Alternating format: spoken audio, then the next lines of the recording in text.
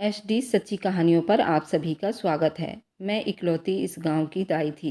सारा गांव मुझे बहुत ही प्यार देता था, बल्कि आसपास के जितने गांव थे उस गांव के बच्चों को मैंने आधा से ज़्यादा अपने हाथों से पैदा करवाया था और वे सभी लोग मुझसे बहुत प्यार करते थे। माँ जी के नाम से मैं मशहूर हो गई थी। छोटा बड़ा बूढ़ा सब मुझे माँ जी कहकर बुलाते थे और सभी मुझे बहुत प्यार करते थे।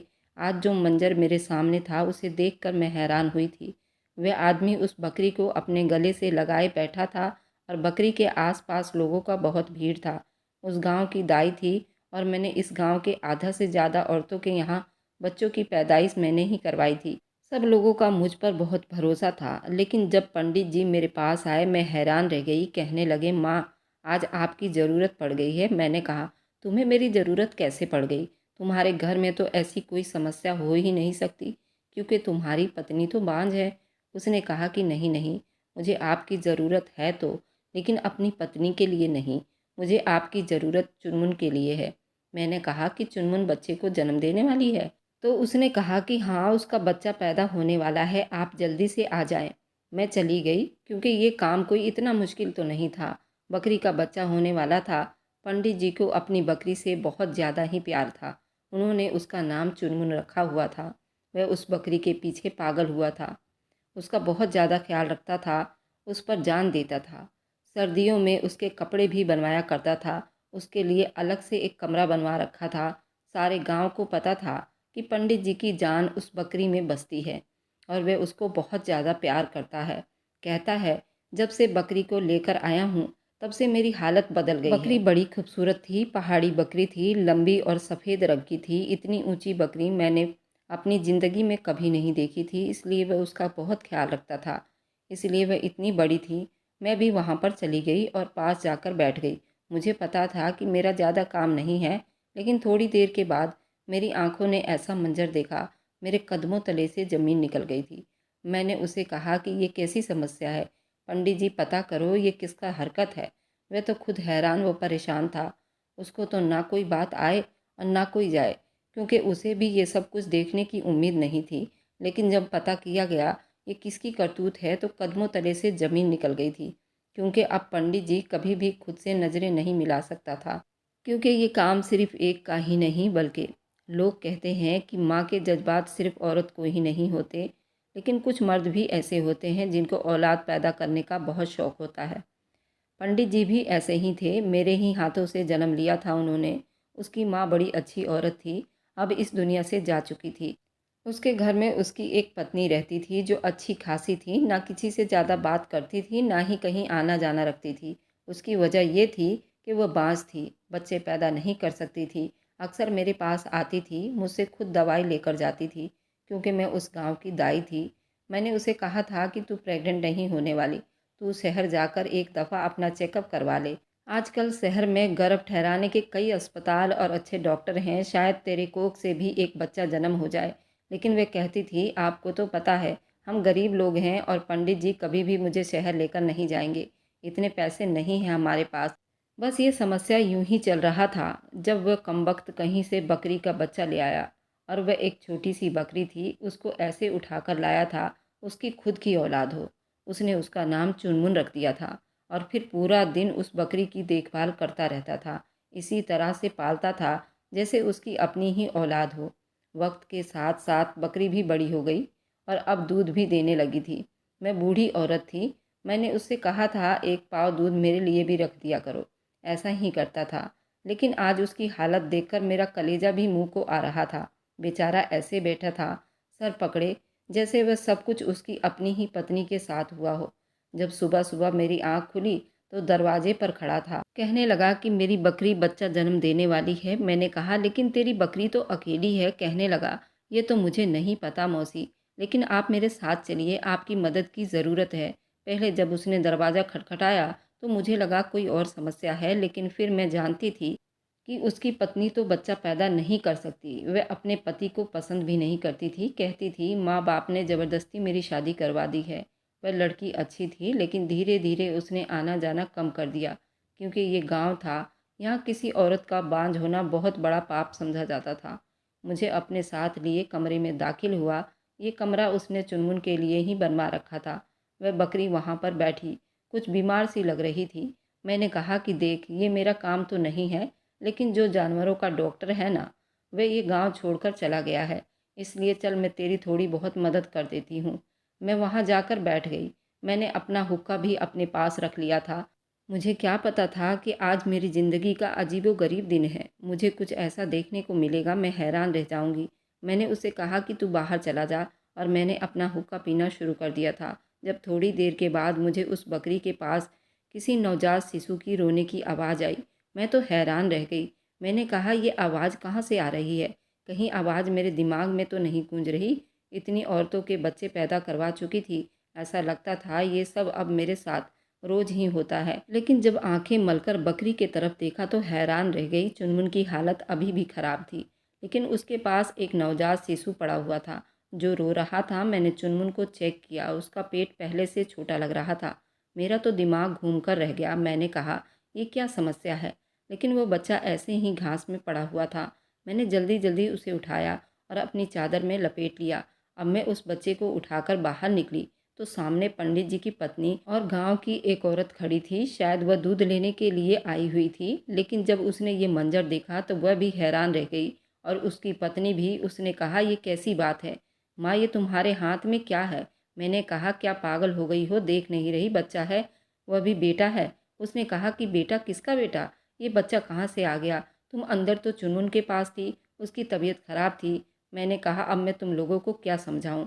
ये बच्चा कहाँ से आया मुझे तो खुद ही नहीं पता, लेकिन जल्दी जल्दी उसको संभाल लो, नहीं तो ये बीमार हो जाएगा। पंडित जी की पत्नी ने आगे बढ़कर बच्चा मेरे हाथ से ले लिया और कहा, मैं उसका ख्याल रखती हूँ। वह बड़ी जल्दी आगे बढ़ी थी, बच्चे को लेकर अंदर जा रही थी। जब पंडित जी ने ये मंजर देख लिया, उसने कहा कि चुनमुन कैसी है? मैंने कहा, चुनमुन तो ठीक है, लेकिन उसकी थोड़ी बहुत हालत अभी भी खराब है, इतनी खराब कि वो कभी भी ठीक नहीं हो सकती। उसने कहा कि क्या मतलब? मैंने उसे बताया कि तेरी बकरी ने इंसान का बच्चा जन्म दिया है। उसने कहा कि अच्छा, कैसा बच्चा? मैंने कहा, इंसानी बच्चा पैदा हुआ है। कमबख्त ये बात करने की देरी थी कि वह हैरान रह गया। उसने कहा कि क्या मतलब इंसानी बच्चा पैदा हुआ है? माँ, मैं आपको नींद से जगा कर लाया था, इसका मतलब ये नहीं है कि आप हवा में बातें करेंगी। अगर आपको नींद आ रही है तो आप चाहें तो दोबारा सो जाइए, लेकिन ये कैसा मजाक कर रही हो? मैंने कहा कि मजाक? जाकर देख तेरी पत्नी अंदर क्या लेकर गई है। वह जल्दी भागा, अपनी पत्नी के पास उसके पीछे गया। उसकी पत्नी ने बच्चे को कपड़े में लपेट के अपने पास लिया हुआ था और दूसरी औरत को कहा था जाकर अपने घर से बच्चे का दूध वगैरह ले आए, क्योंकि उस औरत के यहाँ भी अभी अभी बच्चा पैदा हुआ था। वह दूध लेने आई और उस बच्चे को दूध पिलाया जा रहा था। बच्चा बिल्कुल ठीक ठाक था। मेरी नज़र बड़ी तेज़ थी, मैं एक नज़र में ही देखकर ये बता देती थी बच्चे को कोई समस्या है या नहीं। वह तो दूध पीकर बड़े आराम से सो गया था, लेकिन अब उसके घर के लोगों का चैन और सुकून बर्बाद होने वाला था। पंडित जी तो ज़मीन में बैठ गया और अपना सर पीटने लगा। उसने कहा, ये कौन सा ज़माना आ गया है? क्या हो गया है? मुझे तो कुछ समझ नहीं आ रहा है। आप लोगों ने मेरे साथ कोई खेल तो नहीं खेला? हमने कहा कि हमने तेरे साथ खेल क्यों खेलना था? तू बता, ये सब क्या है? तेरी बकरी थी, तेरे आस पास रहती थी, उसका ख्याल भी तू ही रखता था। उसने कहा, मैंने तो कभी सोचा भी नहीं था मेरी बकरी इंसान के बच्चे को जन्म देगी। और जब बकरी गाभिन थी तो मुझे लगा कोई छोटा सा बकरी का बच्चा ही इस दुनिया में आएगा, लेकिन ये इंसानी बच्चा कहाँ से आ गया? उसकी पत्नी कुछ अजीब सी हरकतें कर रही थी, बच्चों को बड़े प्यार से संभाल रही थी, न कुछ बोल रही थी न कुछ कह रही थी। हम सब हैरान थे। उसको भी तो हैरान होना चाहिए था, लेकिन वह हैरान नहीं थी। हम सब ये सोच रहे थे ये सब कैसे हो गया, और वह कुछ भी नहीं बोल रही थी। जो औरत बांझ होती है उसे तो बच्चे का बहुत शौक होता है, लेकिन उस औरत से मैं जब भी पूछती थी वो यही कहती थी कि मुझे बच्चों का कोई शौक नहीं है। अगर बच्चे नहीं हैं तो मुझे कोई समस्या नहीं है, लेकिन अब इस बच्चे को ऐसे पकड़ कर बैठी थी जैसे खुद से दूर करेगी तो उसको सांस भी नहीं आएगी। मैंने कहा, पारो तू भी कुछ बोल, चुप क्यों बैठी है? उसने कहा कि मैं क्या बोलूँ, मेरे बोलने या ना बोलने से क्या हो जाएगा? यही उस बकरी को उठाकर लाए थे और पूरा दिन उसके आसपास मंडराते रहते थे। मुझे नहीं पता कि मैं किस पर शक करूं। पंडित जी ने पास पड़ा गिलास उठाकर ज़मीन पर दे मारा था। उसने कहा, क्या मुझ पर शक कर रही हो? उसने कहा कि नहीं, मैं आप पर शक नहीं कर रही हूँ, लेकिन आप ही बताइए ये सब कैसे हो गया? ये सब भगवान की रचना के खिलाफ है। अगर ऐसा हुआ है तो उसकी बहुत बड़ी सज़ा है। पंडित जी ने कहा कि इस बच्चे का क्या करें? उससे पहले कि मैं कुछ और बोलती, पारो कहने लगी, बच्चे को मेरे पास ही रहने दो। भगवान ने हमें औलाद नहीं दी है, बस यूं ही समझ लीजिए कि हमें औलाद मिल गई है। आपको कितनी दफ़ा समझाया, मैंने कितने झगड़े किए आपसे, लेकिन आपने कभी भी मेरी बात नहीं मानी। अब ये औलाद हमारे दरवाजे पर आ गई है, हम ही उसको पालेंगे। मर्द के अंदर बहुत सब्र होता है और बहुत हिम्मत भी होती है, लेकिन जब उसका सब्र जवाब देता है तो वह चुप हो जाता है। पंडित जी के साथ भी यही सब कुछ हो रहा था। वह चुप हो गया और उठकर वहाँ से बाहर चला गया। अब पारो रोने लगी। उसने कहा कि देखिए ना अम्मा जी, मैंने इनसे कितनी बार कहा कि हम किसी का बच्चा लेकर पाल लेते हैं। हमारी शादी को 12 साल हो गए हैं और इन 12 सालों में तो लोगों के बच्चे जवान हो जाते हैं ना।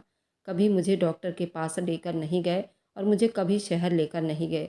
उन्होंने कभी भी मुझ पर ध्यान नहीं दिया। मुझसे ज़्यादा तो उनको इस बकरी की मोहब्बत थी। उसने कहा कि किसी का बच्चा लेकर पाल लेते हैं तो अच्छा था, लेकिन आजकल ऐसे बच्चे मिलते नहीं पारो।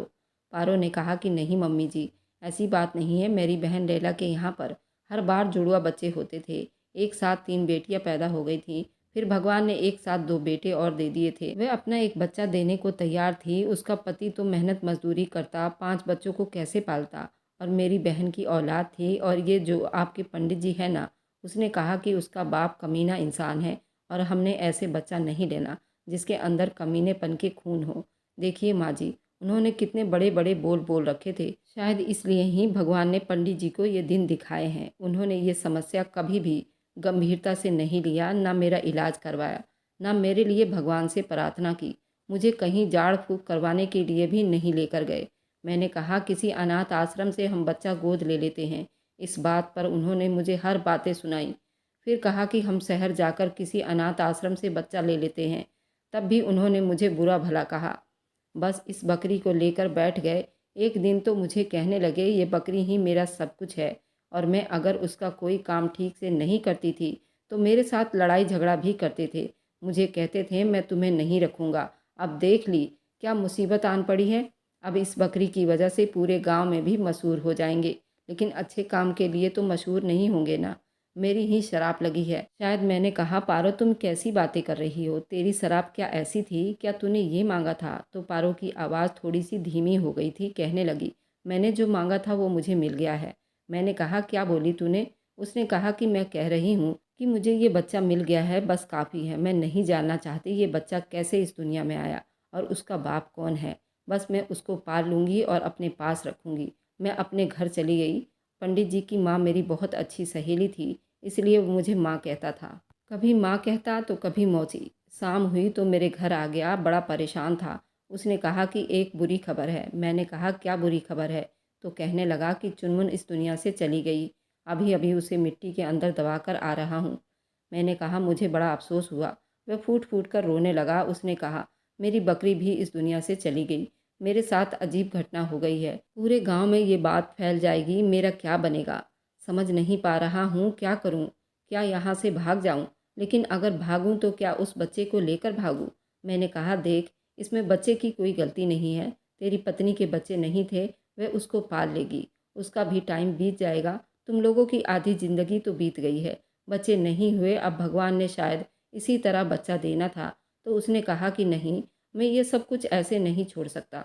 मुझे पता लगाना है ये किसकी करतूत है, किसने किया मेरी बकरी के साथ ये सब कुछ। क्योंकि जिसने भी किया है उसके पाप की सज़ा मैं उसे दिलवा कर रहूँगा। मुझसे ऐसा कौन सा पाप हो गया है कि ये सज़ा मुझको मिली है। मैंने उसे कहा कि मुझे तो ऐसा लगता है ये बच्चा तेरी पत्नी का ही है, लेकिन शायद तेरा नहीं है। उसने कहा क्या मतलब माँ, आप ये बात हवा में नहीं कर सकती, आपके पास सबूत होना चाहिए। मैंने कहा सबूत तो यही है कि वो बच्चे से बहुत ज़्यादा मोहब्बत कर रही है, उसे गले से लगाए बैठी है, उसे छोड़ नहीं रही। ऐसी मोहब्बत तो सिर्फ उसकी माँ को होती है, जिसने खुद ने बच्चा जन्मा होता है। और माँ की मोहब्बत उससे और ज़्यादा बढ़ जाती है जब बच्चा उसकी गोद में आता है। तुझे ये सब कुछ अजीब नहीं लग रहा। ना कुछ बोल रही थी, ना कुछ कह रही थी, बस उस बच्चे का ख्याल रख रही थी। पंडित जी ने कहा कि पता नहीं, मुझे नहीं पता उसका व्यवहार अजीब था या नहीं, लेकिन अगर वह माँ बनने वाली थी तो मुझे क्यों नहीं पता चला।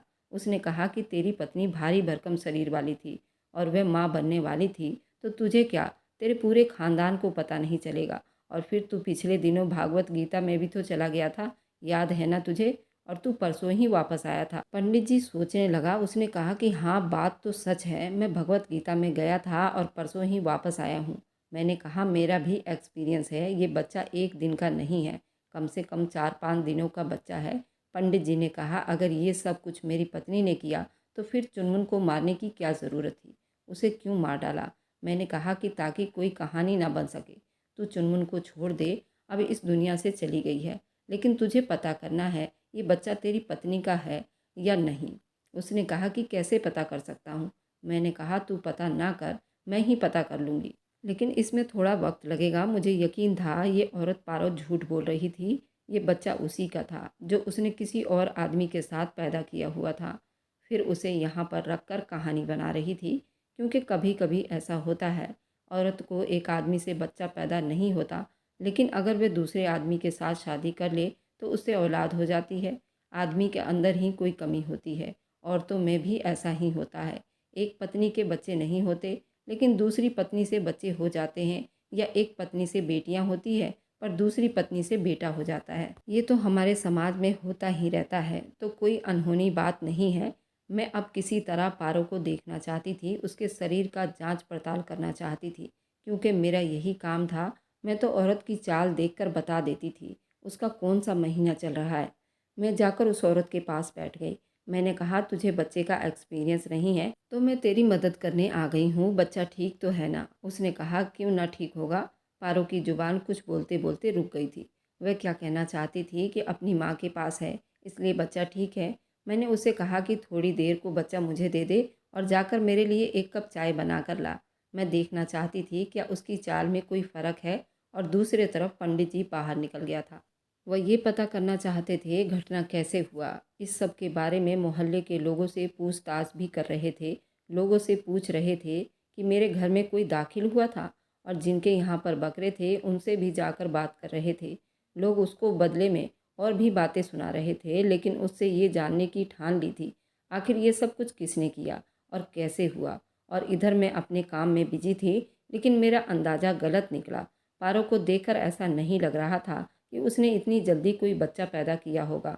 वह बिल्कुल ठीक ठाक और घूम रही थी, फिर ये बच्चा था किसका। वाकई ये समस्या तो बड़ी ही गंभीर लग रहा था, जिसे हम सिर्फ ये सोचकर अंदाज़ा लगा रहे थे ऐसा नहीं हो सकता, या फिर भगवान नाराज़ हो जाए तो इस तरह की समस्या और घटना दिखाई देती है कि इंसान की अकल दंग रह जाती है, और ये कुदरत का गुस्सा दिखाने का इस तरह की घटनाएं अंजाम लेती रहती है।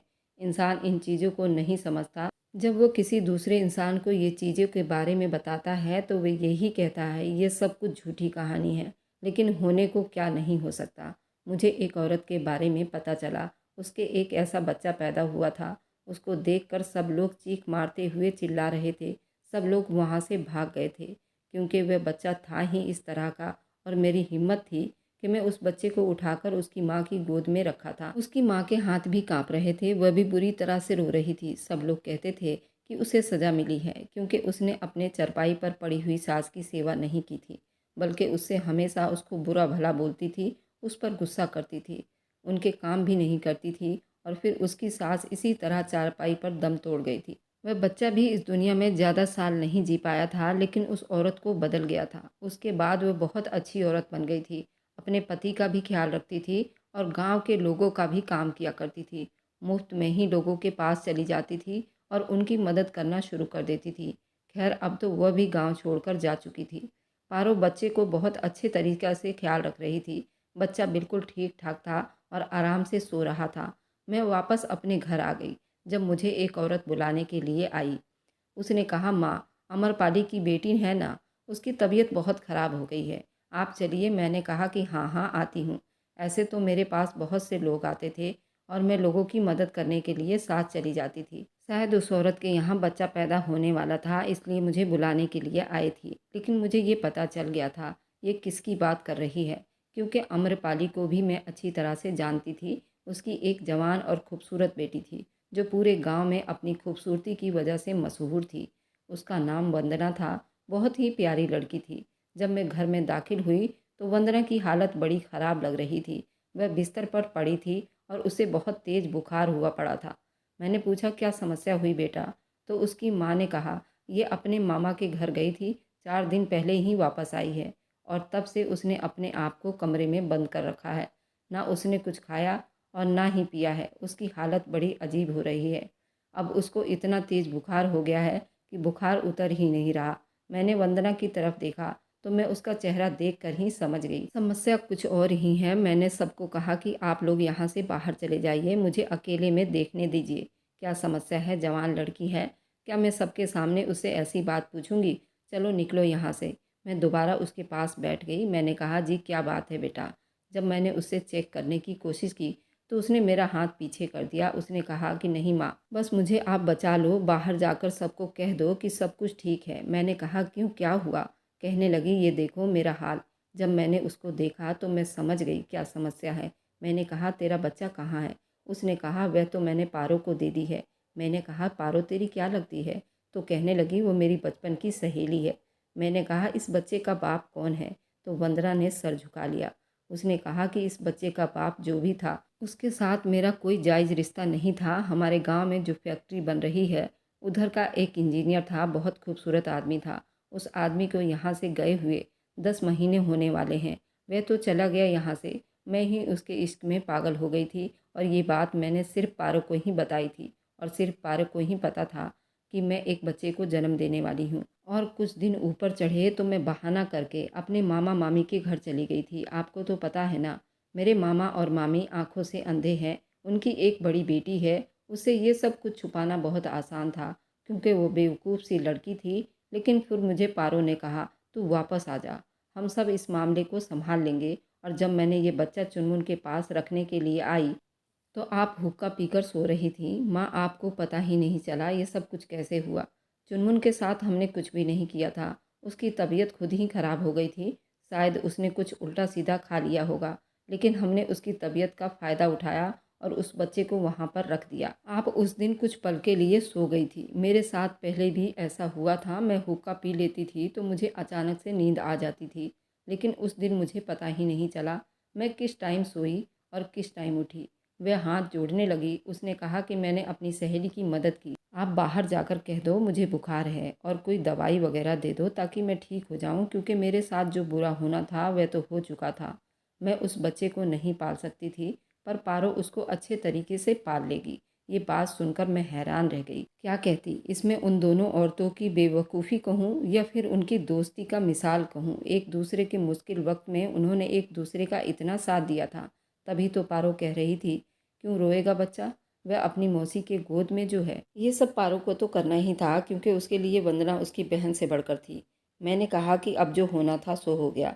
मैं चुप सिर्फ इसलिए हो रही हूँ, इस मासूम जान को एक माँ मिल रही है और तेरे घर वालों की इज्जत सही सलामत रहेगी, वरना मैं ये बात सबको बता देती। मैंने फ़िलहाल जाकर ये कह दिया, वंदना की तबीयत खराब है, आप लोग उसको कुछ दिन के लिए बिस्तर पर ही आराम करने दीजिए। उसके बाद वह ठीक हो जाएगी और उससे ज़्यादा सवाल जवाब ना करना।